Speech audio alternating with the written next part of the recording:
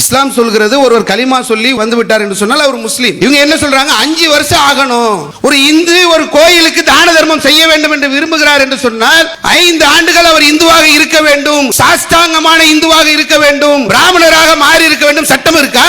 என்ன அநியாயம் நடக்குது இங்க? அரசியல் சாசன சட்டத்தின் அடிப்படையில் தான் தீர்ப்புகள் வழங்கப்படுகிறதா?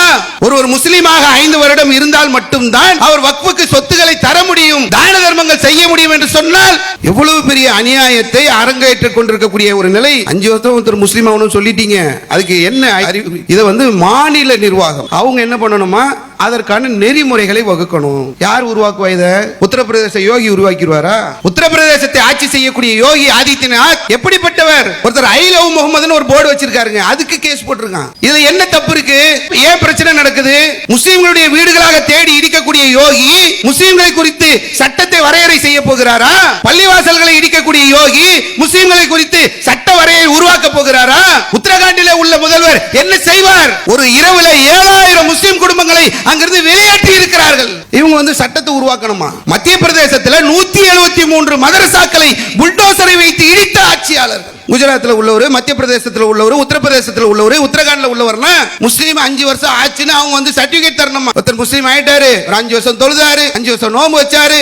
தேசத்துல முஸ்லீம்கள் என்று சொன்னால் மட்டும் கேட்பதற்கு நாதி இல்லாத ஒரு நிலையை உருவாக்கி கொண்டிருக்கக்கூடிய. அஸ்ஸலாமு அலைக்கும் வரஹ்மத்துல்லாஹி வபரகாத்துஹு. புகழ் அனைத்தும் ஏக இறைவனான அல்லாஹ் ஒருவனுக்கே என்ற வார்த்தையை கொண்டு என்னுடைய உரையை ஆரம்பம் செய்கின்றேன். காரைக்கால் மாவட்ட நிர்வாகத்தின் சார்பாக ஏற்பாடு செய்யப்பட்டுள்ள மார்க்க மற்றும் சமுதாய விளக்க பொதுக்கூட்ட நிகழ்ச்சியிலே நாம் எல்லாம் இங்கு ஒன்று கூடியிருக்கின்றோம். இதிலே படுகொலியில் தள்ளப்படும் ஜனநாயகம் என்ற தலைப்பு எனக்கு வழங்கப்பட்டிருக்கிறது.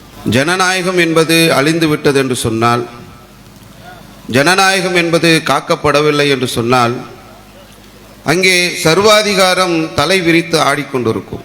எங்கெல்லாம் மதவாதம் பேசப்படுகின்றதோ, எங்கெல்லாம் இனவாதம் பேசப்படுகிறதோ, அங்கெல்லாம் சர்வாதிகார போக்கு இருக்கக்கூடியதை நாம் உலக வரலாறுகளிலே பார்க்கிறோம். அதற்கு உதாரணம் சொல்ல வேண்டும் என்று சொன்னால், இந்தியாவுடைய அருகாமையில் இருக்கக்கூடிய இலங்கையிலே இனவாதத்தின் பெயரால் சர்வாதிகார ஆட்சி நடைபெற்றது. அந்த தேசம் எவ்வளவு பெரிய ஒரு இழிவுக்கு ஆனது என்பதை நாம் எல்லாம் சமீபத்திலே பார்த்தோம். மிகப்பெரிய பஞ்சத்திலே அந்த நாட்டு மக்கள் தள்ளப்பட்டு ஆட்சியாளர்கள் அந்த நாட்டு மக்களுக்கு பயந்து வெளியே ஓடக்கூடிய ஒரு நிகழ்வு ஏற்பட்டது. அதே போல் நாம் எடுத்து பார்த்தோம் என்று சொன்னால், ஜெர்மனை ஆட்சி செய்து கொண்டிருந்த ஹிட்லர் மதவாதத்தின் காரணமாக மிகப்பெரிய ஒரு சர்வாதிகார போக்கோடு நடந்து கொண்டதன் காரணமாக கிட்டத்தட்ட ஒரு 60 லட்சத்திற்கும் நெருக்கமான யூதர்கள் அங்கே கொலை செய்யப்பட்டார்கள். ஜனநாயகம் அளிக்கப்பட்டது என்று சொன்னால் இந்த சர்வாதிகார போக்கு தலைவிரித்து ஆடும் என்பதற்கு உலகத்திலே நாம் நிறைய உதாரணங்களை சொல்லிக்கொண்டே போகலாம். 2ஆம் உலகப் போருக்கு காரணமாக இருந்தது கூட இந்த சர்வாதிகார சிந்தனை தான் என்பதை நம்ம பார்க்கிறோம். கிட்டத்தட்ட 7 கோடி மக்கள் 2ஆம் உலகப் போரின் போது கொலை செய்யப்பட்டார்கள். இப்படி ஜனநாயகத்திற்கு எதிரான அந்த சர்வாதிகார போக்கு வந்துவிடக்கூடாது என்று சொன்னால் ஜனநாயகம் என்பது பாதுகாக்கப்பட வேண்டும். சர்வாதிகாரத்துக்கு நேர் எதிராக உள்ளதுதான் ஜனநாயகம். நாம் வாழக்கூடிய இந்த இந்திய தேசம் என்பது உலக அரங்கிலே மிக சிறப்பு வாய்ந்ததாக இருக்கிறது. அதுக்கு என்ன காரணம் என்று சொன்னால், வேற்றுமையில் ஒற்றுமை என்று சொல்லக்கூடிய ஒரு தாரக மந்திரத்தை இந்திய தேசம் கடைபிடித்து உலக நாடுகளிலேயே ஒரு சிறந்த ஜனநாயக நாடாக இந்த இந்திய தேசம் விளங்கி கொண்டிருக்கிறது. இந்திய தேசத்துடைய இந்த ஜனநாயகத்தை படுகொலியில் தள்ளக்கூடிய ஒரு வேலை நம்முடைய தேசத்தில் நடந்து கொண்டிருக்கிறது. அது குறித்து மக்களுக்கு விளக்குவதற்காகவும் ஆட்சியாளர்களுக்கு நம்முடைய கோரிக்கையை வைப்பதற்காகவும் வந்திருக்கக்கூடிய உளவுத்துறை அதிகாரிகளுக்கு சில செய்திகளை சொல்வதற்காகவும் தான் இந்த தலைப்பு எனக்கு வழங்கப்பட்டிருக்கிறது. ஜனநாயகத்துடைய அடிப்படையை நம்ம விளங்க வேண்டும் என்று சொன்னால் ஒரு 4 விஷயங்கள் ஜனநாயகத்தில் கட்டாயமாக கடைபிடிக்கப்பட வேண்டும் என்ற ஒரு நிலை உலகத்தில் இருக்கிறது. முதல்ல ஃப்ரீ அண்ட் ஃபேர் எலெக்ஷன். ஜனநாயகம் சொன்ன இந்த மன்னராட்சி நடக்கிற இடத்துலலாம் ஜனநாயகத்தை பார்க்க முடியாது. அங்கெல்லாம் இந்த தேர்தல் நடைமுறைகள் இருக்காது. ஒரு ஜனநாயகம் ஒரு நாட்டிலே கடைபிடிக்கப்படுகிறது என்று சொன்னால் 4 முக்கியமான அடிப்படைகள் அங்கே இருக்க வேண்டும். அதில் முதலாவதாக சொல்லப்படக்கூடிய அடிப்படை ஃப்ரீ அண்ட் ஃபேர் எலெக்ஷன். தேர்தல் நடைமுறை என்பது வெளிப்படையானதாக தெளிவானதாக இருக்க வேண்டும் என்று சொல்லப்படக்கூடியதை பார்க்கிறோம். அடுத்தது ரூல் ஆஃப் லா, சட்டத்தின்படி நியாயத்தின்படி அங்கு ஆட்சி நடைபெற வேண்டும். மூன்றாவதாக அக்கௌண்டபிலிட்டி அண்ட் டிரான்ஸ்பரன்சி, ஆட்சியாளர்களுடைய அந்த பண்பு என்பது வெளிப்படையான தன்மை உள்ளதாக இருக்க வேண்டும், பொறுப்புணர்வோடு அவர்கள் நடக்க வேண்டும் என்பதை சொல்கின்றார்கள். நான்காவதாக ப்ரொடெக்ஷன் ஆஃப் ஹியூமன் ரைட்ஸ், மனித உரிமைகள் ஜனநாயக ஆட்சியிலே பாதுகாக்கப்பட வேண்டும் என்பதுதான் ஜனநாயகத்துடைய அடிப்படைகளாக சொல்லப்படக்கூடிய ஒன்று. இன்னும் நாம் எடுத்து பார்த்தோம் என்று சொன்னால் ஜனநாயகத்திலே தூண்கள் 4, டெமோக்ரஸி ஆஃப் பில்லர் என்று சொல்வார்கள். ஜனநாயகத்துடைய தூண்கள் 4 என்று சொல்லப்படக்கூடிய விஷயங்களை நாம் எடுத்து பார்த்தோம் என்று சொன்னால் லெஜிஸ்லேச்சர், எக்ஸிகியூட்டிவ், ஜுடிஷரி, மீடியா, இந்த 4 தூண்களின் மீது தான் ஜனநாயகம் என்பது நிறுவப்பட்டிருக்கிறது. எல்லாமே இங்கிலீஷில் சொன்னால் புரியாது இல்லை. லெஜிஸ்லேச்சர் என்று சொன்னால் சட்டத்தை உருவாக்கக்கூடிய, அதாவது சட்டமன்றம், பாராளுமன்றம், இது போன்ற அமைப்புகள்லாம் இருக்குல்ல, இப்படி சட்டத்தை உருவாக்கக்கூடிய ஒரு இடம் என்பது இருக்கும். அதுதான் சட்டம் உருவாக்கக்கூடியதற்கு அடிப்படையாக இருக்கக்கூடியது.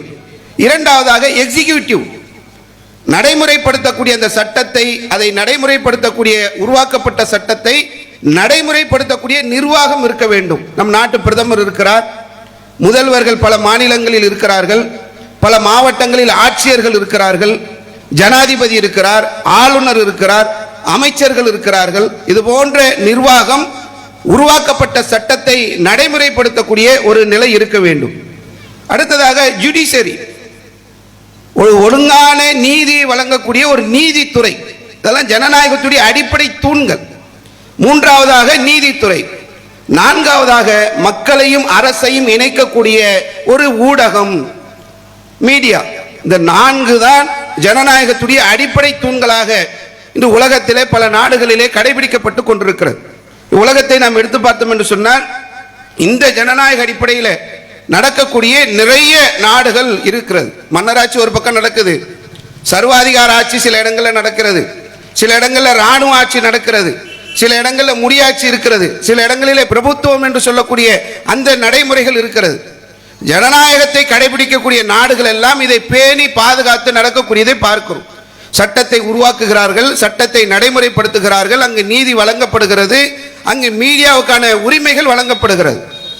இதையெல்லாம் நாம் எதற்காக சொல்கிறோம் என்று சொன்னால் இந்த ஜனநாயகத்துடைய அடிப்படை தன்மைகளாக இருக்கக்கூடிய இவையெல்லாம் நாம் வாழக்கூடிய இந்த இந்திய தேசத்திலே உலக அரங்கிலே ஜனநாயக நாடு என்று சொல்லக்கூடிய இந்தியாவுடைய இந்த ஜனநாயகம் என்பது செல்லரித்து கொண்டு வருகிறது, அழிக்கப்பட்டு கொண்டு வருகிறது. என்ன காரணம் அதற்கு?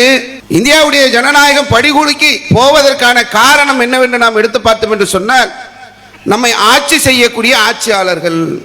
இந்தியாவில் நம்ம இருக்கிறோம், நம்மை இந்த பாசிச பாஜகவினர் ஒன்றிய அரசாக இருந்து கொண்டு ஒட்டுமொத்த இந்தியாவும் என்று ஆட்சி செய்து கொண்டிருக்கிறார்கள். இவர்கள் யார்? ஒரு கட்சியை போய் நம்ம பாசிச பாஜக என்று சொல்லலாமா? இந்த தேசத்தை ஆளக்கூடிய ஆட்சியாளர்களை பாசிச சிந்தனை உள்ளவர்கள் என்று சொல்லலாமா? ஏன் அப்படி சொல்கிறோம் என்று சொன்னால் உலக அரங்கிலே புகழ் பெற்று இருந்த இந்த இந்தியாவை தலைகுனிய செய்யக்கூடிய அளவிற்கான செயல்பாடுகளை அவர்கள் செய்து கொண்டிருக்கிறார்கள். அதற்காக தான் நம்ம இந்த கடுமையான வார்த்தைகளை பயன்படுத்த வேண்டிய ஒரு நிலை இருக்கிறது. யார் இவங்க? ஏன் இவங்களுடைய நிலை இப்படி இருக்கிறது என்று சொன்னால் ஆட்சியாளர்கள் மக்களை பற்றி அக்கறை உள்ளவர்களாக இருக்கணும். மக்கள் முன்னேற வேண்டும், மக்கள் படிக்க வேண்டும், மக்கள் சந்தோஷமாக இருக்க வேண்டும் என்பதற்காக ஆட்சி நடத்தக்கூடிய நிலையில் ஆட்சியாளர்கள் இருக்க வேண்டும். ஆனால் இங்கு என்ன நடக்கிறது என்று சொன்னால் மதத்தை காரணம் காட்டி ஆட்சி செய்து கொண்டிருக்கிறார்கள். இந்த மாதிரி இருந்துச்சுன்னு சொன்னா எப்படி ஜெர்மனில் பெரிய அழிவை சந்தித்தார்களோ, இலங்கையில் ஒரு பெரிய அழிவை சந்தித்தார்களோ, இன்ன பிற உலக நாடுகளில் எல்லாம் பெரும் பாதிப்பை மக்கள் சந்தித்தார்களோ, அந்த நிலையை நோக்கி இந்தியா போகக்கூடிய ஒரு நிலையை ஆளக்கூடிய ஆட்சியாளர்கள் உருவாக்கி கொண்டிருக்கிறார்கள். என்ன மதத்தின் அடிப்படையில் என்ன செய்யறாங்க? நிறைய சொல்லலாம். புரிந்து கொள்வதற்கு சொல்ல வேண்டும் என்று சொன்னால் ஒரு உதாரணம் போதும். சமீபத்தில் பெஹல்காம் என்று சொல்லக்கூடிய ஒரு பகுதியில் இந்தியாவிலேயே கண்கள் கவரக்கூடிய அளவிற்கு ரொம்ப அருமையான ரசிக்கக்கூடிய இடங்கள் நிறைந்த பகுதியாக காஷ்மீர் இருக்கிறது. காஷ்மீருக்கு சுற்றுலாவிற்காக பல மக்கள் செல்கிறார்கள். பெஹல்காம் என்று சொல்லக்கூடிய ஒரு பகுதியில் அது போன்ற சுற்றுலாவுக்கு மக்கள் வந்திருக்கிறார்கள். வந்தவர்களை அங்கு புகுந்த தீவிரவாதிகள், பயங்கரவாதிகள், அப்பாவி இந்தியர்கள் 26 பேரை கொலை செய்கிறார்கள். இது சம்பவம், இதுதான் நடந்த நிகழ்ச்சி. ஆனால் மீடியாவில் மக்களையும் அரசையும் ஒருங்கிணைக்க வேண்டிய ஜனநாயகத்துடைய தூணாக இருக்கக்கூடிய மீடியாவிலேயும் ஒரு சட்டத்தை உருவாக்கி அந்த சட்டத்தை நடைமுறைப்படுத்தக்கூடிய நிர்வாகத்தில் உள்ள ஆட்சியாளர்களும் எப்படி இருந்தார்கள் என்பதற்கு இந்த பெஹல்காம் தாக்குதல் ஒரு முன் மாதிரியாக இருந்து கொண்டிருக்கிறது. என்ன முன்மாதிரி?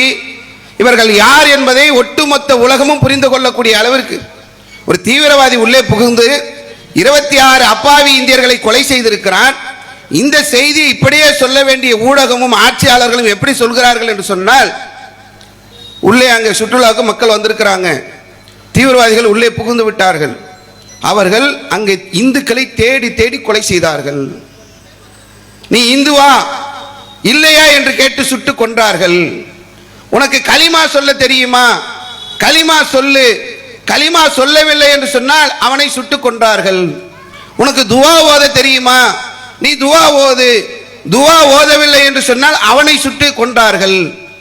இன்னும் அதிகபட்சமாக சொல்லணும்னு சொன்னா ஃபேண்ட்டை அவிழ்த்து பார்த்து முஸ்லிமா இந்துவா என்று பார்த்து சுட்டார்கள் என்று கதை எழுதுகிறார். இந்தியாவுடைய பாதுகாப்புத்துறை அமைச்சராக இருக்கக்கூடிய ராஜ்நாத் சிங் அவர் பேட்டி கொடுக்கிறார் தொலைக்காட்சிகளிலே.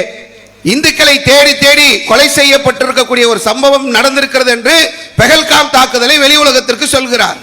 ஒரு 4 மணி நேரம் 5 மணி நேரம் மீடியாக்களிலே வரக்கூடிய செய்திகளை நாம் பார்க்கின்ற போது இந்துக்களை தேடி கொலை செய்கிறார்கள், இந்துக்களாக பார்த்து கொலை செய்கிறார்கள், துவா ஓத சொல்லி அதை சொல்லாதவர்களை கொலை செய்தார்கள், களிமா கேட்க சொல்லி கொலை செய்தார்கள், வேண்டாவத்து பார்த்து கொலை செய்தார்கள், இப்படியே செய்தி போய்கொண்டே இருக்கிறது. 5 மணி நேரத்துக்கு அப்புறம் அப்படியே செய்தி அப்படியே அந்தர் பெல்ட்டி ஆகாய பெல்ட்டி அடிக்குது. அங்க சுற்றுலாவுக்கு சென்றிருந்த அந்த மக்கள் எல்லாம் தாக்குதல் நடந்த இடத்துல இருந்து வெளியே வந்துட்டாங்க. வந்ததற்கு பிறகு அவர்கள் தங்களுடைய சமூக வலைதளங்களில் செய்திகளை பகிர்கிறார்கள். அதில் ஒருத்தர் சொல்றாரு, நாங்க 14 பேர் அங்க சுற்றுலாவுக்கு போயிருந்தோம், அந்த சுற்றுலா தலத்தில் நாங்கள் இருக்கின்ற போது அந்த துப்பாக்கி சூடு நடக்கின்ற போது எங்களுக்கு என்ன செய்ய வேண்டும் என்று தெரியவில்லை, கனாபினான் சுட ஆரம்பித்து விட்டார்கள் தீவிரவாதிகள், நாங்கள் திக்கி திணறி நிற்கக்கூடிய நேரத்தில் எங்களை அங்கு பாதுகாத்தது காஷ்மீரில் உள்ள முஸ்லிம்கள். நாங்க 14 பேர் இருந்தோம், அங்கிருந்து நாங்கள் எப்படி வெளியேறுவது என்று எங்களுக்கு தெரியவில்லை, அவ்வளவுதான், எங்க கதை முடிந்து விட்டது என்ற நிலையில் இருக்கின்ற போது காஷ்மீரிலே குதிரை ஓட்டக்கூடியவர்களாக இருந்த அந்த முஸ்லிம்கள் தான் எங்களை பாதுகாப்பாக கொண்டு கீழே வந்து விட்டார்கள். நாங்கள் ஒரு 14 பேர் போனோம், 13 பேர் கீழே வந்துட்டோம், எங்க குழந்தை மட்டும் மேலே மாட்டிக்கிருச்சு. அந்த குழந்தையை கூட கடைசி நேரத்தில் அந்த குதிரை ஓட்டக்கூடிய வீரர் காப்பாற்றி கீழே கொண்டு வந்தார். எங்களுக்கு மேலே போக தைரியம் இல்லை, எங்க வீட்டு குழந்தை தான் மேலதான் இருந்தது, நாங்க போல. காஷ்மீர் முஸ்லீம் அவர்கள் என்ன பண்றாங்கன்னா அவர்களுடைய உயிரை பணயம் வைத்து மேலே ஏறி அங்க குழந்தையை கூட்டு வந்தாங்க. எப்படி கூட்டு வந்தாங்க தெரியுமா? அவர் சொல்றாரு, குழந்தை கீழே, இவர் மேலே. தீவிரவாதிகளுடைய துப்பாக்கி சூடில் இருந்து அந்த துப்பாக்கியில் இருந்து குண்டுகள் வெளியே வந்தது என்று சொன்னால் அந்த காஷ்மீர் முஸ்லிமை தான் பதம் பார்க்குமே தவிர எங்களுடைய குழந்தைகள் மீது படாத அளவிற்கு பாதுகாப்பாக கொண்டு வந்து கீழே விட்டார். மீடியா என்ன சொல்லுச்சு? ராஜ்நாத் சிங் என்ன சொன்னார்? அதற்கு மாற்றமான செய்தியை வெளியே வரக்கூடிய மக்கள் ஒவ்வொருவரும் சொல்லக்கூடிய நிலையை நாம் பார்க்கிறோம். கேரளாவில் உள்ள ஒரு இந்து சகோதரி அவங்க மீடியாவுக்கு ஒரு பேட்டி ஒன்று தராங்க. என் கூட இருந்தவங்களை பெஹல்காம்ல போகிற நேரத்தில் தீவிரவாதிகள் சுட்டுட்டாங்க, வெளியூர், மொழி தெரியாது, என்ன செய்யணும்னு எங்களுக்கு தெரியாம நாங்க திகைச்சு நிற்கும் போது காஷ்மீரை சேர்ந்த 2 முஸ்லிம்கள் எங்களுக்கு பக்கபலமாக இருந்து மார்ச் வரியில போய் பாடியை வாங்கி கொடுத்து ராப்பகல் பார்க்காமல் எங்களுக்கு உதவி செய்து எங்களுக்கு தேவையான எல்லா வழிகாட்டுதலையும் கொடுத்து எங்களுக்கு ஊருக்கு அனுப்பி வைத்தார்கள். எனக்கு புதிதாக 2 சகோதரர்கள் கிடைத்திருக்கிறார்கள் என்று ஒரு இந்து சகோதரி காஷ்மீரிலே உள்ள முஸ்லிம்களை புகழ்ந்து சொல்லக்கூடிய ஒரு நிலையை பார்க்கிறோம். மீடியா என்ன சொல்லுச்சு? ஆட்சியாளர்கள் என்ன சொன்னார்கள்? ஆட்சியாளர்களுக்கு சொன்னதுக்கும் அங்க உள்ள விஷயங்களையும் பார்த்தா நேர் எதிர்மாறாக. நாங்கள் அங்கிருந்து வரோம், கிட்டத்தட்ட 90,000 பேர் அந்த காஷ்மீரில் சுற்றுலாவுக்காக வெளியிலிருந்து வந்த மக்கள் 90,000 பேர் அங்கிருந்து மொத்தமாக ஒவ்வொரு பகுதியிலிருந்து வெளியே வருகிறார்கள்.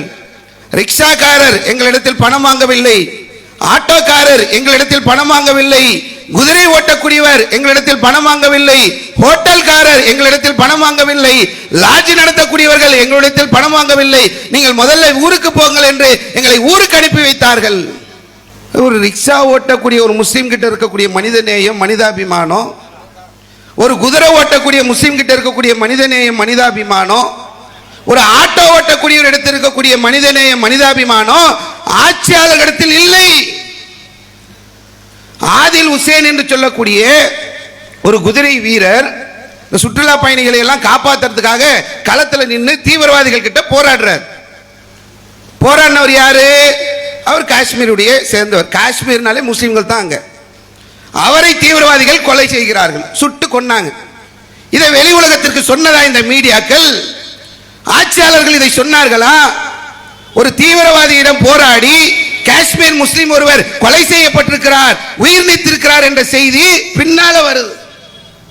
முதல்ல பயங்கரமா பரப்பி விடுறது, இந்துக்களை கொல்றாங்க, இந்துக்களை கொல்றாங்க, இந்துக்களை கொல்றாங்க. சுட்ட தீவிரவாதிக்கு தெரியும் காஷ்மீர்ல உள்ளவர்கள் எல்லோரும் முஸ்லிம்கள் என்று. ஏன் சுட்டான்? அவன் தீவிரவாதி, அவன் பயங்கரவாதி, அவனுக்கு மதம்லாம் கிடையாது, அவனுக்கு மனித நேயம் கிடையாது, அவன் காட்டு மிராண்டி. அவனுக்கு ஆணா இருந்தாலும் சரி, பெண்ணா இருந்தாலும் சரி, பெரியவங்களா இருந்தாலும் சரி, குழந்தையா இருந்தாலும் சரி, எல்லாம் ஒண்ணுதான். அவன் காட்டு மிராண்டி. அவனை சட்டத்தின் முன் நிற்க வைத்து அவனை தண்டிக்க வேண்டிய அரசு அதில் கோட்டை விட்டு விட்டு அது அப்படியே முஸ்லிம்கள் மேல தேச திருப்பி மதம், மத வெறுப்பு, மத வெறி இதை ஊட்டக்கூடிய ஒரு நிலையை நம்ம பார்க்கணும். சரி, இவ்வளவு நடக்குது இல்ல? 90,000 பேரை குதிரை ஓட்டுறவங்க, ரிக்ஷா ஓட்டுறவங்க, ஆட்டோ ஓட்டுறவங்க கொண்டு வந்து அரசாங்கத்துக்கிட்ட ஒப்படைச்சிட்டாங்க. பாதுகாப்பா கவர்மெண்ட் கிட்ட வந்துட்டாங்க மக்கள். இப்ப இங்க இருந்து இவங்க ஊருக்கு போனோம். ஊருக்கு எப்படி வந்தாங்க தெரியுமா? இப்ப நீங்க கூகுள் பண்ணி பார்க்கலாம்.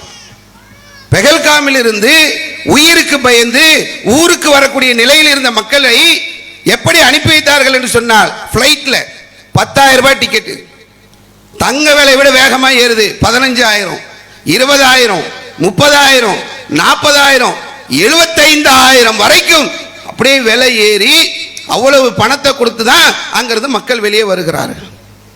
தேசத்துடைய பாதுகாப்பை கேள்விக்குறியாக்கி நூற்றுக்கணக்கான மைல்கள் இந்த தேசத்திலே பயணம் செய்து அப்பாவி இந்தியர்களை தாக்கிவிட்டு வெளியே சென்றிருக்கிறார்கள். மத்திய உள்துறை அமைச்சருடைய கீழே இருக்கக்கூடிய காஷ்மீர் காவல்துறை என்ன செய்தது என்று பதில் சொல்லவில்லை. பாதுகாப்பு படை என்ன செய்தது என்று பதில் சொல்லவில்லை. இந்திய ராணுவம் என்ன செய்தது என்று பதில் சொல்லவில்லை. இதையெல்லாம் பதில் சொல்லாம இந்துக்களை தேடிக்கொள்றாங்க, இந்துக்களை தேடிக்கொள்றாங்கன்னு வெறும் மதத்தை மட்டுமே விதைத்து, மத வெறுப்பை விதைத்து ஆட்சி செய்யக்கூடிய ஆட்சியாளர்கள் இங்கே இருக்கிறார்கள். இதுதான் இந்த ஜனநாயகம் படுகொலிக்கு போறதுக்கு முக்கியமான காரணம். எடுத்து பார்த்தோம் என்று சொன்னால், நாட்டில் எவ்வளவு செய்ய வேண்டிய தேவை இருக்கு, இவங்க என்ன செய்யறாங்க, இதை எடுத்து பாருங்களேன். கிட்டத்தட்ட 2004 இருந்து இது வரைக்கும், 2014 இருந்து இது வரைக்கும் ஆட்சி கட்டல இருக்கிறாங்க. இவ்வளவு நாளா கிட்டத்தட்ட 12 வருஷமா பாராளுமன்றத்தில் நிறைய சட்டங்களை எல்லாம் கடுமையான போராட்டங்களுக்கு மத்தியில, கடுமையான எதிர்ப்புகளுக்கு மத்தியில உள்ள கொண்டு வந்திருக்கிறாங்க. என்ன சட்டம் அதெல்லாம்? எல்லா சட்டத்தையும் நீங்க எடுத்து பார்த்தீங்கன்னா, எங்கேயாவது ஒரு இடத்துல அதுல பாய் இருப்பார், எங்கேயாவது ஒரு இடத்துல அதுல ஒரு முஸ்லீம் இருப்பார், எங்கேயாவது ஒரு இடத்துல அந்த மத வெறுப்பு உள்ள இருக்கிறத நம்ம பார்க்கலாம். இந்த நாடு வல்லரசாக வேண்டும் என்ற கனவு நிறைய பேருக்கு இருக்கிறது, இந்த நாடு முன்னேற வேண்டும் என்ற ஆசை நிறைய பேருக்கு இருக்கிறது. ஆனால் ஆட்சியாளர்கள் அந்த சிந்தனையில் கிடையவே கிடையாது. எடுத்து பார்த்தீர்கள் என்று சொன்னால், முத்தலாக் தடை சட்டம். என்னப்பா முத்தலாக் தடை சட்டம்? ஏன்பா முஸ்லிம் பெண்கள் எல்லாம் கண்ணீர் சிந்துகிறார்கள். எத்தனை பெண்கள் அவர்கிட்ட போய் கண்ணீர் சிந்தினாங்கன்னு தெரியல. மோடிஜி சொல்றாரு, முஸ்லிம் பெண்கள் எல்லாம் கண்ணீர் சிந்துகிறார்கள், அதனால் நாங்கள் முத்தலாக் தடை சட்டத்தை கொண்டு வரப்போகிறோம். அதற்காக பெரிய ஒரு போராட்டம் பண்ணி பார்லிமெண்ட்ல அதுக்காக ஒரு கூக்குரல் எல்லாம் இட்டு முத்தலாக் தடை சட்டம் கொண்டு வரப்படுகிறது. காஷ்மீருடைய சிறப்பு அந்தஸ்தை நான் நீக்க போகிறேன். காரணம்லாம் இருக்காது. காஷ்மீரா முஸ்லீம்கள் இருக்கிறான், அவன் நிம்மதியா இருக்கிறான், அவன் நிம்மதியை இழக்கணும், அதுக்கு காஷ்மீருடைய சிறப்பு அந்தஸ்தை நீக்க போகிறோம். முஸ்லீம்களுடைய குடியுரிமையை நாங்கள் பறிக்கக்கூடிய CAA சட்டத்தை கொண்டு வர போகிறோம். அதே மாதிரி பொது சிவில் சட்டம், வக்ஃபு சட்டம், அப்படி ஒன்று ஒன்றா கொண்டு வராங்க. நாட்டில் நிறைய தேவையே இல்லை, எந்த தேவையுமே இல்லையா? இந்த நாட்டுக்கு ஆட்சியாளர்கள் செய்ய வேண்டிய வேலைகள் இல்லையா? இந்தியாவில் நமஸ்தே ட்ரம்ப்னு ஒரு நிகழ்ச்சி நடக்குது. ட்ரம்ப் அமெரிக்காவுடைய அதிபராக முன்னால் இருக்கும்போது இந்தியாவுக்கு வரார். வருகின்ற போது அவருக்கு ஒரு வரவேற்பு நிகழ்ச்சி எல்லாம் நடத்தி நமஸ்தே ட்ரம்ப் நிகழ்ச்சியை நடத்துறாங்க. எங்க? குஜராத்தில்.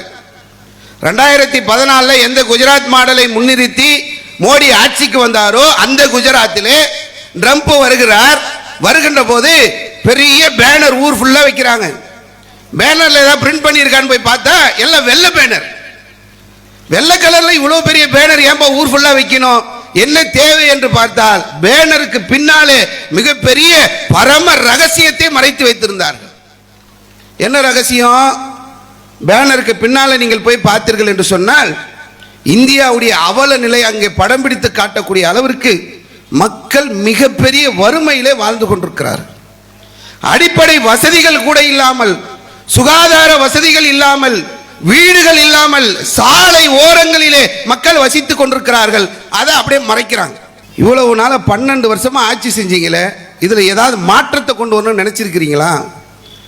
அந்த பேனரை போட்டு மறைத்தோமே, இந்த குஜராத் மாடலை காட்டிதானே இந்தியாவை நாம் ஆட்சியை பிடிக்கக்கூடிய ஒரு நிலை ஏற்பட்டது. இதை மாற்ற வேண்டும் என்று என்றாவது அவர்கள் யோசித்திருப்பார்களா? பிரச்சனை வந்தா முத்தலாக கொண்டு வருவோம், சிஏ கொண்டு வருவோம், வக்ஃபு சட்டத்தை கொண்டு வருவோம், காஷ்மீர் சிறப்பு அந்தஸ்தை பிரிப்போம், இப்படியே பேசக்கூடிய ஒரு நிலையைத்தான் ஆட்சியாளர்களிடத்தில் நம்ம பார்க்கிறோம். இந்த நாட்டில் விலைவாசி ஏறுது.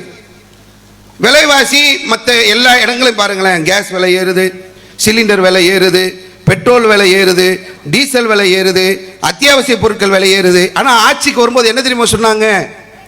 இந்தியாவுடைய ரூபாய் மதிப்பை டாலருக்கு நிகராக, அமெரிக்க டாலருக்கு நிகராக கொண்டு வருவோம். நாங்கள் புரிஞ்சுக்க வேண்டும் என்று சொன்னால், இனி இந்தியா ₹1 இருக்கா, டாலர் ₹1 எடுத்தா ரெண்டும் ஈக்குவலா இருக்கும். ஆனா இன்னைக்கு அப்படி இருக்கிறதா? டாலர் ரேட் அப்படியே அவர் வரும்போது இருந்ததை விட இன்று பன்மடங்கு டாலர் ரேட் உயர்ந்து கொண்டே போகிறது.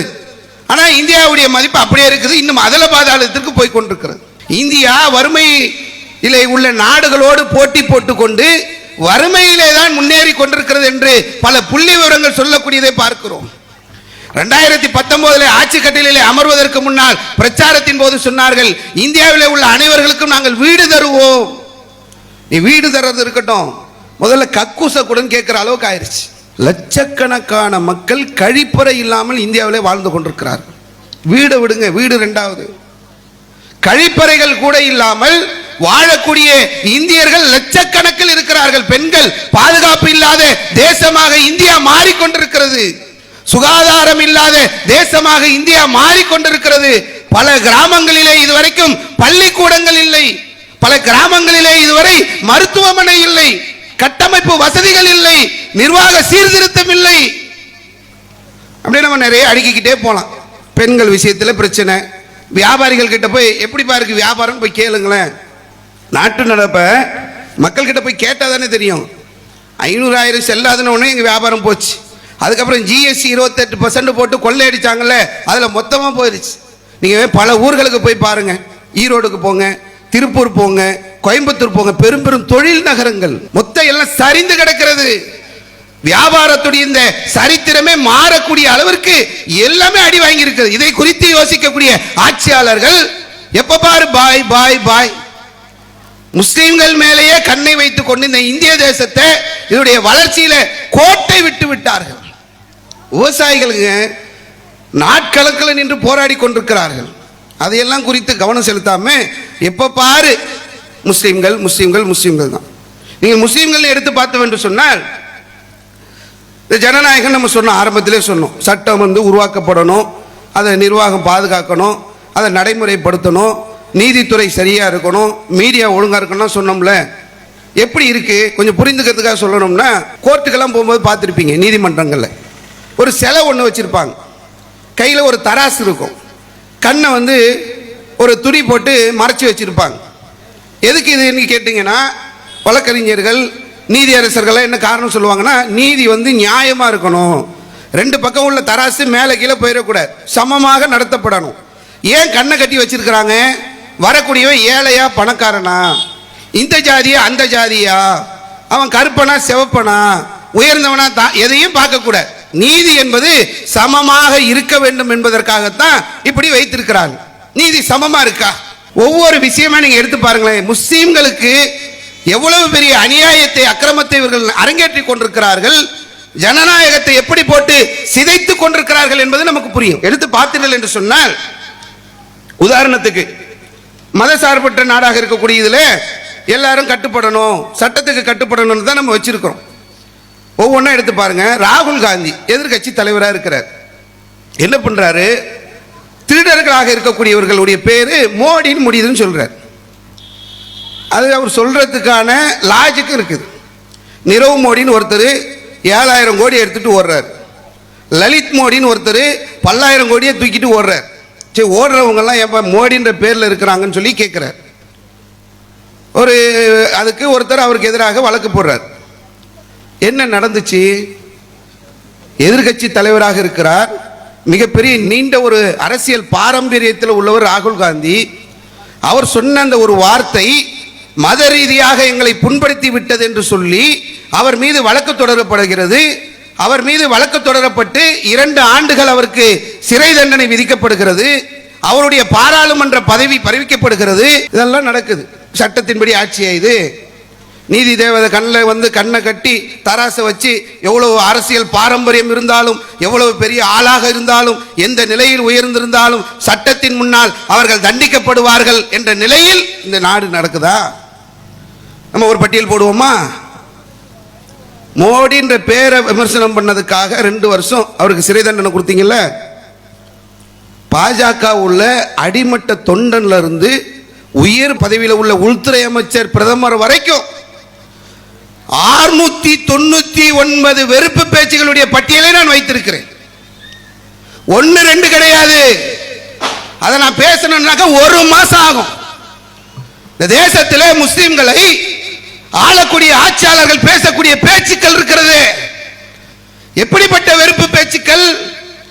இந்துக்களுடைய வீட்டில் உள்ள 2 எருமை மாடுகளில் ஒரு எருமை மாடை பிடுங்கி முஸ்லிம்களிடத்தில் கொடுப்பார்கள். இந்துக்களிடமிருந்து ஒவ்வொன்றையாக பிடுங்கி கொடுப்பாங்க, தாலியை கூட பிடுங்கி கொடுப்பாங்கன்னு சொல்லி பேசினவர் யார்? தேசத்திலே ஊடுருவல்காரர்களாக முஸ்லிம்கள் இருக்கிறார்கள் என்று பேசியவர் யார்? நேற்றைய தினம் உள்துறை அமைச்சர் பேசியிருக்கிறார். முஸ்லிம் மக்கள் தொகை இந்தியாவில் அதிகமாகுதான். ஒரு உள்துறை அமைச்சர் இந்த தேசத்துடைய 140 கோடி மக்களை ஆட்சி செய்யக்கூடிய ஆட்சி பீடத்தில் அமர்ந்திருக்கக்கூடிய ஒருவர் பேசுகிறார், முஸ்லிம்கள் இங்க வந்து அதிகமாகிட்டு இருக்கிறாங்க, காரணம் அதிகமாக புள்ள பெக்கிறாங்களே, அது கிடையாது. பல நாடுகளில் இருந்து இந்த நாட்டுக்குள்ளே ஊடுருவி வருகிறார்கள். நீதானே உள்துறை அமைச்சர், பாதுகாப்பு உங்ககிட்ட தானே இருக்கு. எல்லையோர பாதுகாப்பு யார்கிட்டே கொடுத்துட்டீங்களா என்ன? ஒவ்வொன்றத்தையும் அதானிக்கு அம்பானிக்கு தாரை வார்க்கிற மாதிரி எல்லையோர பாதுகாப்பு தாரை வார்க்கப்பட்டு விட்டதா? இவர்கள் ஆட்சி கட்டிலில் அமர்ந்து கொண்டு, இவர்கள் ஆட்சியாளர்களாக இருந்து கொண்டு பேசுற பேச்சை நீங்கள் பார்த்தீர்கள் என்று சொன்னால், பார்லிமெண்ட்ல வச்சு சொல்றாங்க, முல்லாவாதி முஸ்லீமை பார்த்து சபையில நான் பேச முடியாத வார்த்தைகளை பாராளுமன்றத்தில் வைத்து அவர்கள் பேசக்கூடிய பேச்சுகளை நாம் பார்க்கிறோம். சட்டம் எல்லாருக்கும் சமம் என்று சொன்னால் இந்த ஜனநாயகம் பாதுகாக்கப்படுகிறதா, படுகொலிக்கு போயிட்டு இருக்கிறதா? ஒவ்வொரு விஷயமாக நாம் எடுத்து பார்த்தோம் என்று சொன்னால், இந்த தேசத்தில் இந்திய அரசியல் சாசன சட்டம் ஆர்டிகல் 25, 28 மத சுதந்திரத்தை தருகிறது. இது இந்த தேசம் இந்தியாவுடைய அரசியல் சாசன சட்டம் என்ன என்பது அவங்களுக்கு தெரியல. இங்கே 25, 28 நான் என்னுடைய மதத்தை நான் கடைபிடிப்பதற்கு, நான் அதை பின்பற்றுவதற்கு, அதை நான் பிரச்சாரம் செய்வதற்கு அரசியல் சாசன சட்டம் எனக்கு அனுமதி வழங்கி இருக்கிறது. ஆர்டிகல் 14, ஆர்டிகல் 18 மத அடிப்படையிலான பாகுபாடை காட்டக்கூடாது என்று தடை விதித்திருக்கிறது. ஆர்டிகல் 29, ஆர்டிகல் 30 நிறைய உரிமைகளை இஸ்லாமியர்களுக்கு, சிறுபான்மை சமுதாயத்திற்கு இந்த ஆர்டிகல் 29, 30 கொடுக்குது. நம்ம கல்வி நிலையங்களை ஆரம்பிக்கலாம், நம்ம கல்வி நிலையங்களை பாதுகாக்கலாம், நம்ம நிறுவனங்களை நம்மளே நிர்வகிக்கக்கூடிய உரிமைகள் என்று நிறைய சட்ட திட்டங்கள் நமக்கு வழங்கப்பட்டிருக்கிறது. ஆனால் என்ன நிலைமை, முஸ்லீம்களை வந்து எப்படி ஆக்குறாங்கன்னா, ஆரம்பத்தில் இருந்தே இந்திய சுதந்திர காலத்திலேருந்து நீங்கள் எடுத்தீங்கன்னா நம்மளை வேற அந்நிய மாதிரி காட்ட ஆரம்பிச்சிட்டாங்க. தேசத்திலே மண்ணின் மைந்தர்கள் நாம் என்பதை திரும்ப திரும்ப சொல்ல வேண்டிய தேவை இருக்கிறது. நான் அரபு நாட்டு இறக்குமதி அல்ல, நான் பாகிஸ்தானில் இருந்து வந்தவன் அல்ல, நான் ஆப்கானிஸ்தானில் வந்தவன் அல்ல, நான் இந்தியாவில் பிறந்த இந்தியாவில் வளரக்கூடிய இந்தியா வம்சாவளியில் தலைமுறை தலைமுறையாக இந்த மண்ணில் பிறந்து இந்த மண்ணில் வாழக்கூடியவர்கள். நம்ம அந்நிய நாட்டு சக்தி மாதிரியே சொல்லிக்கிட்டு இருக்கிறான். முகலாயர்கள் வந்தாங்கல்ல உள்ள, அப்ப நம்ம வந்த மாதிரி நமக்கு சொல்றான். வரலாறு தெரியாது கூமுட்டைகள் அப்படி பேசலாம். 1400 ஆண்டுகளுக்கு முன்பாகவே இந்தியாவில் இஸ்லாம் வந்துவிட்டது. கேரளாவிலே சேரமான் பெருமான் கட்டிய அந்த பள்ளிவாசல் இப்பொழுது சாட்சியாக இருக்கிறது. 1400 ஆண்டுகளுக்கு முன்பாகவே இந்தியாவில் இஸ்லாம் வந்துருச்சு. என்னுடைய முன்னோர்கள், என்னுடைய மூதாதையர்கள் ஏதோ ஒரு மதத்தில், ஏதோ ஒரு ஜாதியில், ஏதோ ஒரு குலத்தில் இருந்தவங்க. அங்கே அரேபியர்கள் வருகின்ற போது அவர்களிடத்தில் இருந்த நேர்மை, அவர்களிடத்தில் இருந்த ஒழுக்கம், அவர்களிடத்தில் இருந்த சகோதரத்துவம், நீ ஒசந்தவன் நான் தாழ்ந்தவன் அந்த நிலை இல்லாத அந்த பண்பை பார்த்து என்னுடைய முன்னோர்கள், என்னுடைய மூதாதையர்கள் இஸ்லாமிய மார்க்கத்திற்கு மாறிவிட்டார்கள். இந்த மண்ணில் பிறந்து இந்த மண்ணிலேயே வளர்ந்தவர்கள் நாங்கள். இந்த மண்ணிற்காக உழைத்து கொண்டிருக்கக்கூடியவங்க நம்ம. எப்போ பாரு நம்மளை வெளியே போ வெளியே போ வெளியே போன்ற சொல்லி அந்நியன் மாதிரி காட்டுறது ஒன்று. இப்போ சமீபத்தில் நடந்த ஒரு சம்பவம், மதுரை ஆதீனம் ஒரு நிகழ்ச்சிக்கு போறார். போகும்போது ஒரு கார் ஆக்சிடென்ட் ஒன்று நடக்குது. உடனே போய் புகார் கொடுக்குறாங்க. புகார் கொடுத்துட்டு மீடியாக்களை சந்திக்கிறார். மீடியாக்களுக்கு வந்து கேட்குறாங்க என்ன நடந்துச்சு அப்படின்னும் போது, என்ன கொல்றதுக்காக சதி பண்ணாங்க. இந்து மக்கள் அவங்க மத நம்பிக்கை அடிப்படையில் அவருக்கு ஒரு பெரிய ஒரு முக்கியத்துவம் கொடுத்து வைத்திருக்கிறார்கள். அந்த இடத்துல உள்ள ஒருவர் எவ்வளவு பொறுப்பாக பேசணும். யாருங்க உங்களை கொல்ல வந்தது என்று கேட்கிறார்கள் மீடியாக்கள். தொப்பி தாடி. உங்களை கொல்ல வந்தது யாரு, என்ன விஷயம்? கொள்ளை சதி நடந்தது, வந்தவர்கள் தொப்பி தாடி. எப்படிப்பட்ட ஒரு வெறுப்பு விதைக்கப்படுகிறது தெரியுமா? ஒரு மதுரை ஆதீனத்தை முஸ்லிம்கள் கொல்ல வருகிறார்கள், கொலை செய்ய வருகிறார்கள் என்ற ஒரு விஷ பிரச்சாரம் பரப்பப்படுகிறது.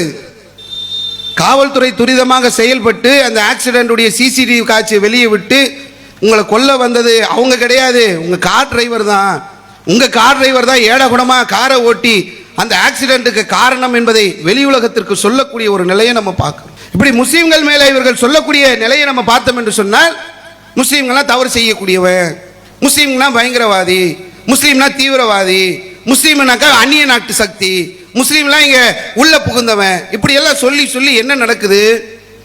மற்றவெல்லாம் தப்பு செய்ய மாட்டானா, முஸ்லீம் செஞ்சால் அது தப்பு நடக்குதுங்க.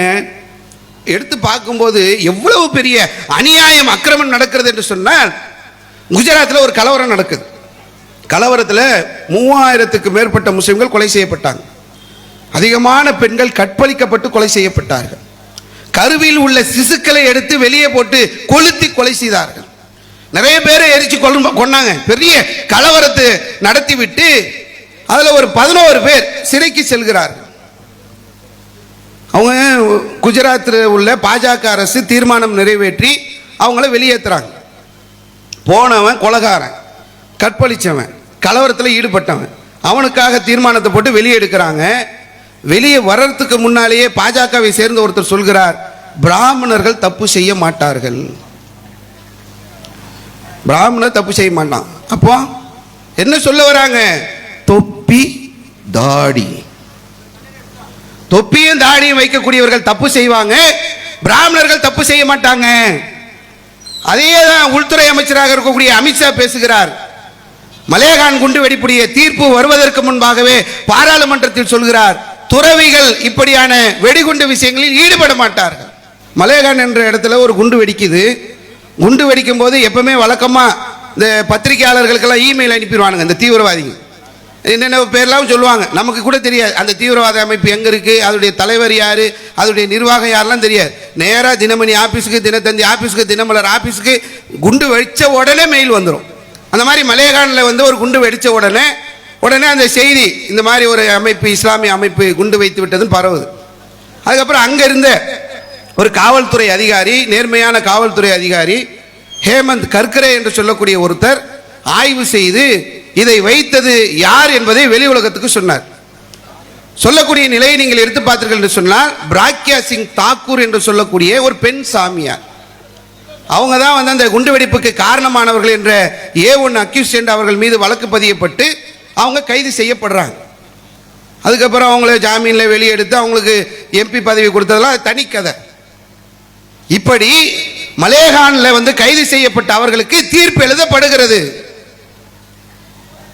நீதி தேவதை கண்ணில் வந்து துணியை கட்டிட்டு கையில் தராசை கொடுத்துட்டு நீதி நேர்மை நியாயம் எல்லாம் சரியா நடக்குது, ஜனநாயகத்துடைய அடிப்படைகள் காப்பாற்றப்படுகிறது என்று நாம் நினைத்தோம் என்று சொன்னால் நம்மை விட முட்டாள் வேற யாரும் கிடையாது.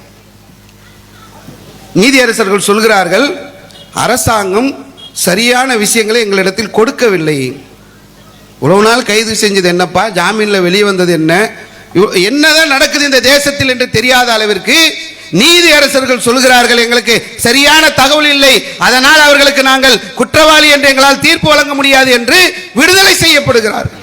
யஷ்வந்த் சிண்டே என்று சொல்லக்கூடிய ஒருத்தர் RSSல VHPல 25 வருஷமா பயணம் செய்த ஒருவர், இந்தியாவிலே நடந்த பல குண்டு வெடிப்புகளுக்கு RSS தான் காரணம் சொல்லி கோர்ட்டில் போய் சொல்றார்.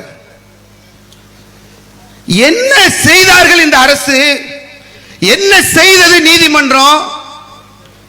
எதையே சுமோட்டோவாக வழக்கெடுத்து நடத்தக்கூடிய நீதிபதிகள் இத்தனை ஆண்டுகளாக இந்தியாவில் நடந்த குண்டுவெடிப்புகளுக்கு RSSம் VHPயும் தான் காரணம், அதில் என்னை நேரடியாக அழைத்து பயிற்சி கொடுத்தார்கள், அதில் நான் கலந்து கொண்டேன் என்று கலந்து கொண்ட ஒருவர் வந்து அப்ரூவல் ஆகி அவர் வந்து ஒரு ஒப்புதல் வாக்குமூலம் தருகிறார், எதுவுமே செய்ய. அப்படியே இருக்கக்கூடிய ஒரு நிலையை நம்ம பார்க்கணும்.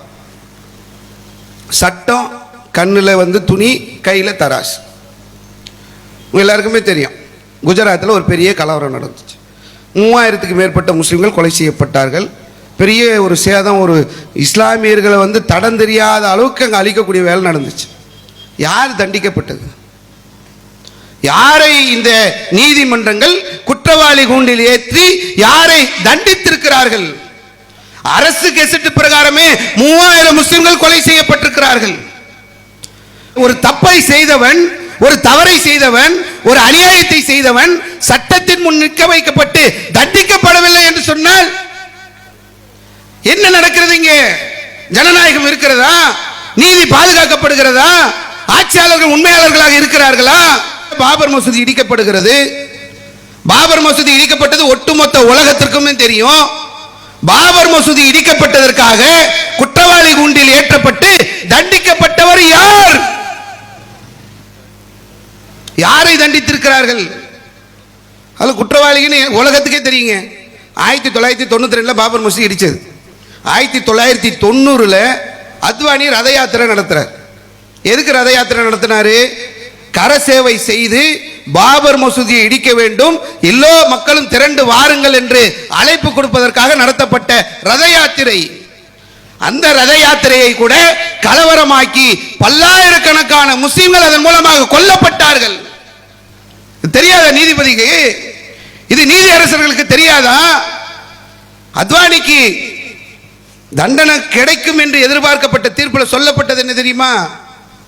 இவர் இடிக்க வந்தவர் அல்ல, இடிக்க வந்தவர்களை தடுக்க வந்தவர். எவ்வளவு ஒரு மோசம்! வந்து கண்ணை கட்டி கையில தராசை கொடுத்து நீதி இங்கே நிலைநிறுத்தப்படுகிறது, இங்கே நீதி நேர்மை நியாயம் என்று சொல்லப்படுகிறது. ஆனால் நம்ம எடுத்து பார்த்தோம் என்று சொன்னால் அவ்வளவு அநியாயம் அக்கிரமம் இங்கே நடக்குது. இந்த தேசத்தில் முஸ்லிம்கள் யாரு?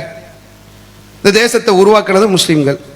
இந்த தேச விடுதலைக்காக போராடியது முஸ்லிம்கள். வெள்ளைக்காரன் கொடுத்த எல்லாவற்றையும் தூக்கி வீசிவிட்டு வெள்ளையனுக்கு எதிராக களத்தில் நின்றவர்கள் முஸ்லிம்கள். தங்களுடைய பொருளாதாரத்தை இழந்தார்கள், தங்களுடைய பட்டங்களை இழந்தார்கள், தங்களுடைய பதவிகளை இழந்தார்கள், தங்களுடைய கல்வியை இழந்தார்கள், இதற்காக சிறை சென்றார்கள். ஓட்டாண்டியா நின்னவங்க முஸ்லிம்கள். முஸ்லிம்களுக்கு இடஒதுக்கீடு வேணும், இடஒதுக்கீடு கொடுங்கப்பான்னு சொல்லி நம்ம முறையிடுறோம். இடஒதுக்கீடு கிடைக்குதா? இதுவரைக்கும் அது சம்பந்தமான ஒரு சின்ன எடுப்பு கூட எடுக்கல. ஆனால் எந்த போராட்டமும் நடத்தப்படாத உயர் வகுப்பை சார்ந்த பொருளாதாரத்தில் பின்தங்கியவர்களுக்கு 10% இடஒதுக்கீடு பாராளுமன்றத்தில் பெரும் அமளி துமளிக்க பிறகு சட்டமாக்கப்படுகிறது. என்ன எல்லாருக்குமே நீதி நேர்மை எங்க இருக்கு? காஷ்மீர் சிறப்பு அந்தஸ்தை நீக்கிறாங்க. என்ன சொன்னாங்க? காஷ்மீருக்கு மட்டும் ஏன் சிறப்பு அந்தஸ்து? காஷ்மீரும் இந்தியாவில் தானே இருக்கிறது. காஷ்மீர் இந்தியாவில் இணைஞ்சது ஒரு பெரிய வரலாறு. சுதந்திர காலத்தில் காஷ்மீர் தனி நாடு. அதற்கு பிறகு சில ஒப்பந்தங்களின் அடிப்படையில் தான் காஷ்மீர் இந்தியாவோடு இணைஞ்சது. இந்தியாவோடு இணைந்திருக்கக்கூடிய சில மாநிலங்களை நீங்கள் எடுத்தீர்கள் என்று சொன்னால் ஆர்டிகல் 371 சிறப்பு அந்தஸ்து மகாராஷ்டிராவிற்கும் குஜராத்துக்கும் இருக்கிறது. ஆர்டிகல் 371A நாகாலாந்திற்கு சிறப்பு அந்தஸ்து வழங்கி இருக்கிறது. ஆர்டிகல் 371B அஸ்ஸாமுக்கு சிறப்பு அந்தஸ்து வழங்கி இருக்கிறது. ஆர்டிகல் 371C மணிப்பூருக்கு சிறப்பு அந்தஸ்தை வழங்கி இருக்கிறது. ஆர்டிகல் 371D 371E ABCDன்னு J வரைக்கும் ஒவ்வொன்றா எடுத்து பார்த்தோம் என்று சொன்னால் பல மாநிலங்களுக்கு, ஆந்திராவுக்கு, சிக்கிமுக்கு, மிசோராமுக்கு, அருணாச்சல பிரதேசத்துக்கு, கோவாவுக்கு, கர்நாடகா, ஹைதராபாத்னு நேரம் இல்லை, ஒவ்வொரு சட்டத்தையும் எல்லா மாநிலங்களுக்கும் சிறப்பு அந்தஸ்துகள் இருக்கிறது. காஷ்மீருடைய சிறப்பு அந்தஸ்து மட்டும் நீக்கப்படுகிறது என்று சொன்னால் முஸ்லீம் என்ற ஒரு காரணத்தை தவிர வேறு என்ன? இடம் வாங்க முடியாது. இங்க ஆந்திராவில் மலைவாழ் மக்கள் வாழக்கூடிய இடத்துல போய் நான் இடம் வாங்கிட முடியுமா? பக்கத்தில் இருக்கக்கூடிய ஆந்திராவில் வாங்க முடியாது. ஆனால் இவங்க அந்த காஷ்மீருடைய அந்த சிறப்பு அந்தஸ்து அந்த நீக்கிறதுக்கு எவ்வளவு பெரிய ஒரு நிலையை கொண்டு வராங்க. பாராளுமன்றத்தில் இதற்காக எவ்வளவு பெரிய பாடுபட்டார்கள். சிஏஏன்னு ஒரு சட்டத்தை கொண்டு வராங்க. என்ன சிஏஏ சட்டம் எதுக்கு? வெளியில இருந்து வெளிநாடுகள்ல இருந்து வந்தாங்கன்னு சொன்னா அவங்க இந்துக்களாக இருந்தால் அவங்களுக்கு குடியுரிமை கொடுத்துருவோம், கிறிஸ்துவர்களாக இருந்தால் கொடுத்துருவோம், அவங்க பார்சிகளாக இருந்தால் கொடுத்துருவோம் இப்படின்னு சொல்லி ஒரு சட்டத்திட்டத்தை எல்லாம் கொண்டு வந்துட்டு முஸ்லீம்களாக இருந்தால் மட்டும் நாங்கள் கொடுக்க மாட்டோம். ஏன் கொடுக்க மாட்டீங்க? முஸ்லீமா இருந்தா நம்ம அந்த சிஏஏ வரும்போதே நம்ம எல்லாம் கிணத்துல போட்ட கல்லு மாதிரி இருந்தாங்க நம்ம சுன்னி ஜமாத் மக்கள்லாம். இப்ப கூட இந்த வக்ஃபு சட்டம் சம்பந்தமா என்ன நடக்குதுன்னு தெரியாம இருக்கிறாங்க. சிஏஏ பிரச்சனை வரும்போது அஸ்ஸாமிலே உள்ள என்ஆர்சி பிரச்சனை அவர்களுக்கு எடுத்து சொல்லி இந்த என்ஆர்சி மூலமாக என்பிஆர் மூலமாக நம்ம குடியுரிமையை பறித்து நம்மை அகதிகளாக்க சதி நடக்கிறது என்பதை அப்பவே நம்ம மக்களுக்கு எடுத்து சொன்னோம். என்ன நடந்தது அஸ்ஸாமில் நீங்கள் எடுத்தீர்கள் என்று சொன்னால் ஒரு பெரிய அந்த நாட்டில் என்ஆர்சி என்று நடத்தப்பட்டு கிட்டத்தட்ட 3.29 கோடி பேர்கிட்ட அவர்கள் ஆய்வு செய்து 3.1 கோடி பேரை இந்தியர்களாக சேர்த்து கொண்டு 19 லட்சம் பேரை இந்தியர்கள் இல்லை என்று தள்ளிவிட்டார்கள். இதுதான் முதல்ல நடக்குது அஸ்ஸாம்ல. கிட்டத்தட்ட 19 லட்சம் இந்தியர்களை இவர்கள் இந்தியர்கள் இல்லை என்ற என்ஆர்சி மூலமா வெளியே தள்ளுறாங்க. இதுக்கு என்ன தெரியுமா பண்ணாங்க? இது நடக்கிறதுக்கு பின்னால நடந்த வேலையை பார்த்தீங்கன்னா 1200 கோடி ரூபாய் செலவு பண்ணி 52,000 அரசு ஊழியர்கள், அஸ்ஸாம் மாநிலத்தில் 52,000 அரசு ஊழியர்கள் கிட்டத்தட்ட 10 வருஷம் ஒர்க் பண்ணி இந்த வேலையை செஞ்சாங்க. இப்படி சிஏஏ கொண்டு வர நம்ம எதிர்த்தோம்ல. இப்போ எப்படி தெரியுமா நடக்குது? ரொம்ப ஈஸியா அமித்ஷா கிட்ட இருந்த ஒரு ஐஏஎஸ் அதிகாரியை அவர் தேர்தல் ஆணையராக மாற்றி தேர்தல் ஆணையருடைய நியமிக்கக்கூடிய விதிமுறைகளை எல்லாம் மாற்றி எல்லாம் சட்டத்தின் அடிப்படையில் கண்ணை கட்டி கையில் தராசு நம்ம பார்த்துட்டு இருப்போம். இந்த தேசத்தில் ஜனநாயகம் இருக்கிறது, ஜனநாயகம் நிலைநாட்டப்படுகிறது என்ற நம்பிக்கையில் நம்ம இருக்கின்ற போது அதை எல்லாவற்றையும் மாற்றி தேர்தல் ஆணையராக ஒருவரை நியமித்து இப்ப எஸ்ஐஆர் என்ற ஒரு சிஸ்டத்தை கொண்டு வந்து பீகார்ல அரசு உதவியோடு 68 லட்சம் வாக்காளர்களுடைய உரிமை பறிக்கப்பட்டிருக்கிறது. பெரும்பான்மையானவர்கள் முஸ்லிம்கள், தலித்துகள். எதை நோக்கி இவங்க பயணம் செய்கிறார்கள் என்று பார்த்தோம் என்று சொன்னால் இவருடைய நிலை ரொம்ப மோசமாக போய் கொண்டிருக்கிறது. நம்ம நீதி வேணும், நியாயம் வேணும் நடத்துறோம். இந்திய அரசியல் சாசன சட்ட அடிப்படையிலே எங்களுக்கு நீதி வழங்குங்கள் சொல்றோம். ஆட்சியாளர்கள் எப்படிப்பட்டவர்கள் என்று சொன்னால் சமீபத்தில் நடந்த ஒரு சம்பவம். உச்ச நீதிமன்ற நீதிபதியாக கவாய் என்று சொல்லக்கூடிய ஒருத்தர் இருக்கிறார். அவர் மீது காலணியை கழட்டி வீசுகிறார் ஒருவர், ராகேஷ் கிஷோர். வீசிட்டு என்ன தெரியுமா சொன்னாரு? சனாதான அடிப்படையில் எங்களுக்கு நியாயம் கிடைக்கவில்லை என்று சொன்னால் தேசத்திலே பாசிச சக்திகள் எந்த நிலையை கொண்டு வருகிறார்கள்? அரசியல் சாசன சட்டம் அரங்கேற்றப்பட வேண்டும், பாதுகாக்கப்பட வேண்டும் என்று நாங்கள் இங்க கத்திக்கிட்டு இருக்கிறோம்.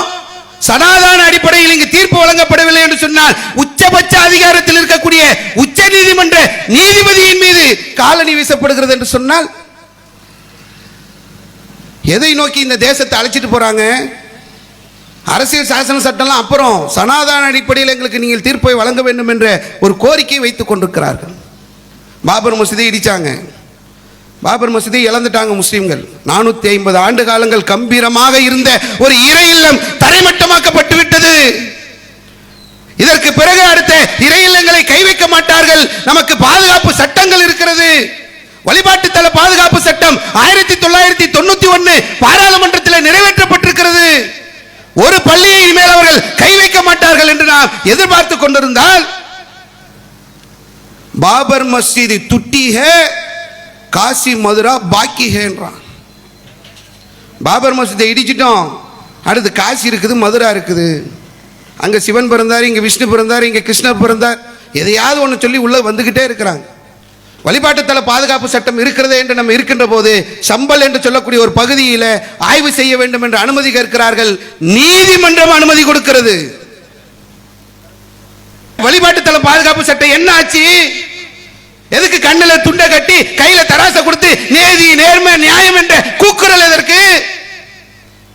பள்ளிவாசல் சுதந்திர காலத்தில் எப்படி இருந்தது அப்படி இருக்க வேண்டும் என்று தானே சட்டம் சொல்கிறது. கீழே போய் ஆய்வு செய்ய போறேன்னு வராங்க. பார்த்தாங்க முஸ்லீம்கள், இப்படியே விட்டோம்னா பள்ளிவாசல் எடுப்பான்னு நீ என்ன வேணாலும் பண்ணுன்னு முன்னாடி நின்ட்டாங்க. துப்பாக்கி சூடு நடத்தி 5 முஸ்லீம்கள் பலியானார்கள். இப்படி நீதி நேர்மையை பாதுகாப்பதற்காக இந்த தேசத்தில் உயிரை கொடுக்க வேண்டிய ஒரு சூழ்நிலை இருக்கிறது. ஒவ்வொரு சட்டமாக கொண்டு வராங்க. அது இப்போ வந்திருக்கிறது வக்ஃபு சட்டம். ஆரம்பத்தில் இந்த வக்ஃபு சட்டத்தை கொண்டு வரும்போது ரொம்ப குதிச்சு அதை பண்ணி இதை பண்ணி கூட்டுக்குழுக்கு அனுப்பி, அதுக்கப்புறம் பார்லிமெண்ட்டுக்கு போய் அங்கே போய் இங்கே போய் திரௌபதி முர்முக்கு போய் அது சட்டமாகி எல்லாம் முடிஞ்சிருச்சு, சட்டமாயிருச்சு. உச்சநீதிமன்றம் இருக்குது, அங்கே போய் நம்ம நீதியை கேட்கலாம் அப்படின்னு எல்லாம் நினச்சி பல அரசியல் கட்சி தலைவர்கள்லாம் போய் வழக்கு போடுறாங்க. ஆரம்பத்தில் வருகின்ற போது அங்கே இருந்த நீதி அரசர்கள் அங்கே எதிரில் இருந்த சங் பரிவார சிந்தனை கொண்டவர்களை பார்த்து கேள்வி கேட்டாங்க. திருப்பதி தேவஸ்தானத்தில் நீ முஸ்லீமை வைக்க முடியுமா? இப்படியான கேள்விகள்லாம் கேட்கின்ற போது நீதிமன்றம் நமக்கு நீதியை வழங்கிவிடும் என்று எதிர்பார்த்து கொண்டிருந்தோம். ஒரு இடைக்கால தடை அப்பொழுது இருந்தது. இந்த இடைக்கால தடைக்கு பிறகு இப்போ சமீபத்தில் வந்த சில நிலைகளை எல்லாம் பார்க்கின்ற போது, பாபர் மசூதியிலே எப்படி முஸ்லிம்களுக்கு அநீதி இழைக்கப்பட்டதோ, அக்கிரமம் இழைக்கப்பட்டதோ, சட்டத்தின் வாயிலாக முஸ்லிம்களுடைய முதுகுகளிலே குத்தப்பட்டதோ, அதே நிலையை திரும்பவும் செய்யக்கூடிய ஒரு நிலையை உச்சநீதிமன்றத்துடைய நிலையை நம்ம பார்க்கிறோம். லிமிட்டேஷன் ஆக்ட்னு ஒன்று இருக்கு. எல்லா வழிபாட்டு தலங்களும் பல்லாண்டுகளாக இருக்கிறது. அதற்கு உள்ள சொத்துக்களை எவனா சூறையாடி வச்சிருந்தான்னாக்கா அது எவ்வளவு ஆண்டுகளாக இருந்தாலும் அதை அவர்கள் மீட்டுக் கொள்ளலாம் என்ற கால நிர்ணயம் உள்ள அந்த சட்டம் வக்ஃபுக்கும் அறநிலைத்துறைக்கும் பொருந்தாமல் இருந்தது. இப்போ வக்ஃபுக்கு மட்டும் தூக்கிட்டாங்க. அது கோயிலுக்கெல்லாம் கணக்கில்லை. ஏன்? அப்புறம் என்ன, எல்லாருக்கும் சமமான ஒரு நீதி. வக்ஃபு பை யூசர்னு ஒன்று இருந்தது. அதாவது பல ஆண்டுகளாக ஒரு பள்ளிவாசல் இருக்கு, 200 வருஷம் 300 வருஷம், இதெல்லாம் முன்னாடி நீதி அரசர்கள் கேட்டது தான். சங்பரிவார சிந்தனை கொண்டவர்கள் நீதிமன்றங்களிலே சொல்கின்ற போது ஒரு 200 வருஷத்துக்கு 300 வருஷத்துக்கு முன்னாடி எல்லாம் டாக்குமெண்ட் எங்கப்பா இருந்தது என்று சொல்லி கேட்ட கேள்விகள் இன்னைக்கு எல்லாம் ஒண்ணுமே பேசல. அது சம்பந்தமா வக்ஃபு பை யூசர் இவ்வளவு 100 ஆண்டுகளாக ஒருவர் தன் கண்ட்ரோலிலே வைத்திருந்தாரு. அந்த வக்ஃபு நிலத்துடைய நிலை என்ன? எதையுமே பேசாம ஒண்ணுக்கு தடை. அதாவது புரிஞ்சுக்கிறதுக்கு சொல்லணும்னா, கொள்ளைக்கார கும்பல் நம்ம ஊர்ல புகுந்துருச்சு. நம்ம கடையில் இருக்கக்கூடிய லட்சக்கணக்கான, மார்க்கெட்ல இருக்கக்கூடிய கோடிக்கணக்கான பொருள்களை எடுத்துட்டான். வீடுல புகுந்து எல்லாத்தையும் அழிச்சிட்டான். நம்ம போய் நீதிமன்றத்தில் நிற்கிறோம், இவ்வளவு எங்களுக்கு மீட்டு தாருங்கள். இது ஒரு கடையில் ஒரு 1000 கடை, வீடுல ஒரு 2000 வீடு, அதுல இவ்வளவு நெஞ்சை, இவ்வளவு புஞ்சை, இவ்வளவு சொத்து, இவ்வளவு எல்லா பட்டியல் போடுறோம். எல்லாவற்றையும் இந்த கொள்ளை கூட்டத்திலிருந்து எங்களுக்கு மீட்டு தாருங்கள். அநியாயமாகி விட்டது, அக்கிரமம் செய்து விட்டார்களே, இப்படி கொள்ளையடித்து விட்டார்களே, இதோ மீட்டு தருகிறோம் என்று ஒரு சொம்ப வாங்கி கொடுத்தா,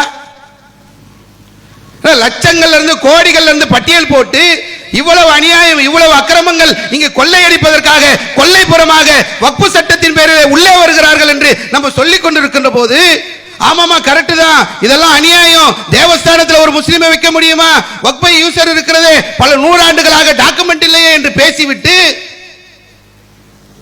இப்ப என்ன, கலெக்டருக்கும் வக்ஃபோர்டுக்கும் ஒரு பிரச்சனை. அதுல கலெக்டர் முடிவெடுக்க கூடாது, அது நீதிமன்றம் நாங்க தான் முடிவெடுப்போம் அப்படின்னு சொல்லி ஒரு தடை. எவ்வளவு கேட்டோம், முஸ்லீம் அல்லாதவர்கள் உள்ள வரலாமா, திருப்பதி தேவஸ்தானத்தில் வைப்பீங்களான்னு கேட்டீங்களா இல்லைங்களா? காஞ்சி சங்கர மடத்தில் ஒரு முஸ்லீம் வைக்க முடியுமா? ஒரு கிறிஸ்தவர் வைக்க முடியுமா? அயோத்தியில் வைக்க முடியுமா? இன்னும் இருக்கக்கூடிய எல்லா இடங்கள்லையும் இதெல்லாம் வைக்க முடியுமான்னு கேள்வி கேட்டீங்களே, இப்ப எப்படி இதெல்லாம் மாறுச்சு? நீதிமன்றம் என்ன சொல்றாங்கன்னா, எவ்வளவு பெரிய அச்சமா இருக்குது. நீதிமன்றம் பேசுகிறார்கள்.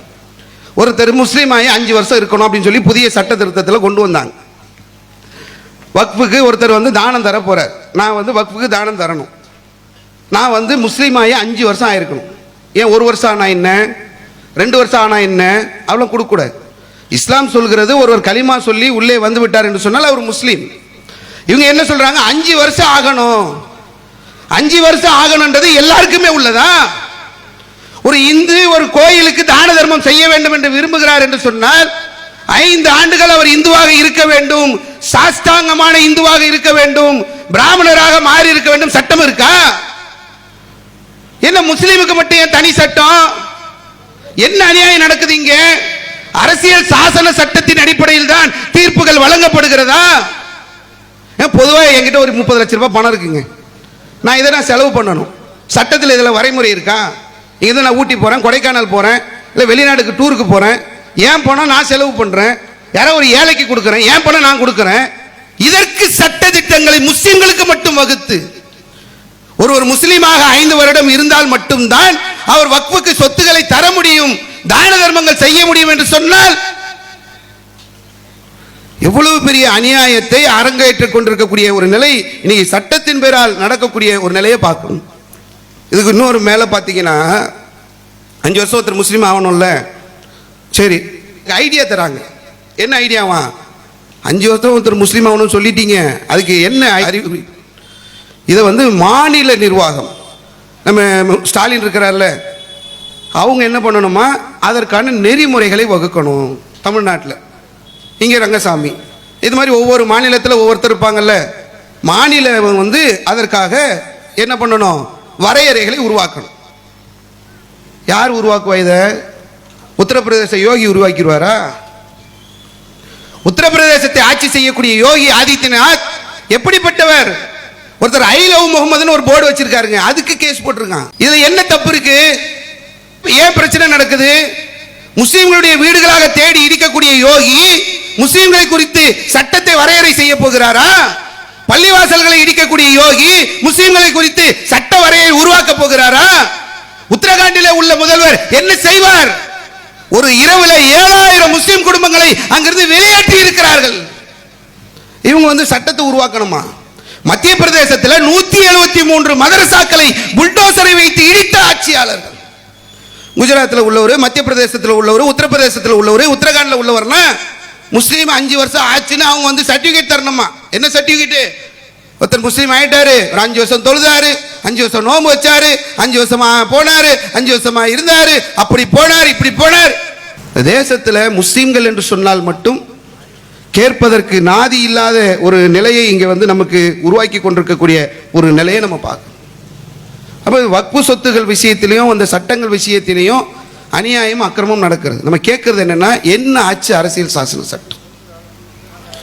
அரசியல் சாசன சட்டம் என்பது ஒவ்வொரு இந்தியனுக்கும் வழங்கி இருக்கக்கூடிய உரிமைகளை பறிக்கக்கூடிய வேலையை இவர்கள் செய்து கொண்டிருக்கிறார்கள்.